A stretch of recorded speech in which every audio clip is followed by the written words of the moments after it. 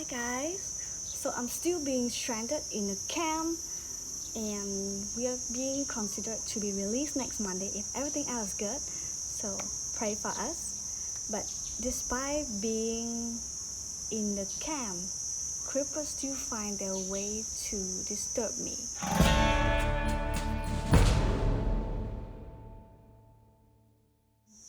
So this happened last Monday when this guy, a strange number, start to text me, introduce himself to me and ask for my Instagram account. I, of course, not talking to strange number, just declined him and thought that was it.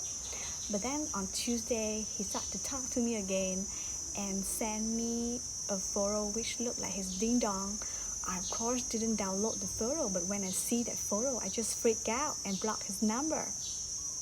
So I share this story to a few friends of mine who show empathy, but then there was this comment, one particular comment from a friend of mine that prompted me to further question into my initial shock and to make this video.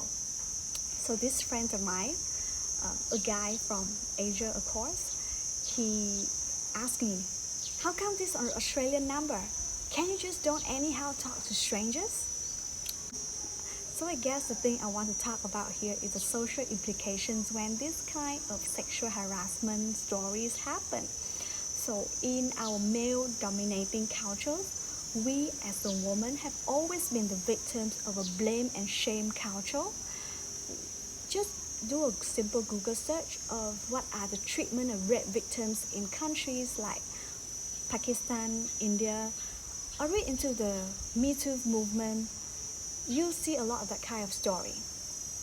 There are of course many contributing factors to this victim blaming mindset, but in my opinion, there are two main factors that I want to talk about today. The first main factor is called a just war hypothesis. The just war hypothesis is the idea that people deserve what happens to them. It's a strong need to believe that things happen for a reason. So for many people, this mindset is the trigger reactions of a self-preservation. They think that those are the bad things and only happen to bad people, and they, as good people, those things won't happen to them.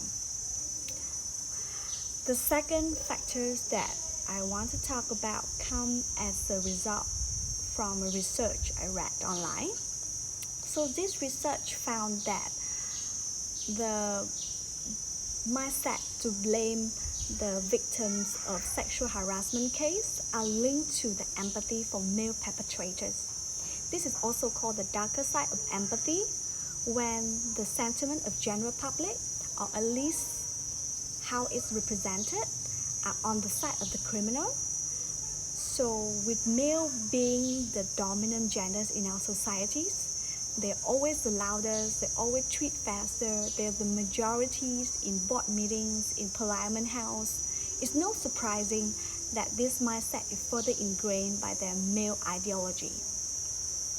So not only the societies are making us women to be accountable for what happened to our body, we are also taught since young that we have to be ashamed of such things. Since young, girls are taught to be afraid of strangers. Girls are taught to cover our girly, womanly feature. So this shaming culture starts the moment girls are taught that their body are object of stigmatization. Coming back to my own story, the moment when I see that photo, my head just jumped and I just didn't know what else to do besides blocking him. I guess it's my shamefulness of not knowing how to react in that kind of situation, my shamefulness of being a girl having the wrong number or talking at the wrong guy. So to conclude, this video is not only a message to all of you, but also a reminder to myself to stand up in such kind of situation. we as a society have to learn to treat this kind of sexual harassment as a real crime and learn how to punish the male perpetrator accordingly. And to all the girls in the world, they have to learn how to value their body rightfully and let their voice be heard. The more they remain silent, the more repetitively this thing gonna happen. Thank you.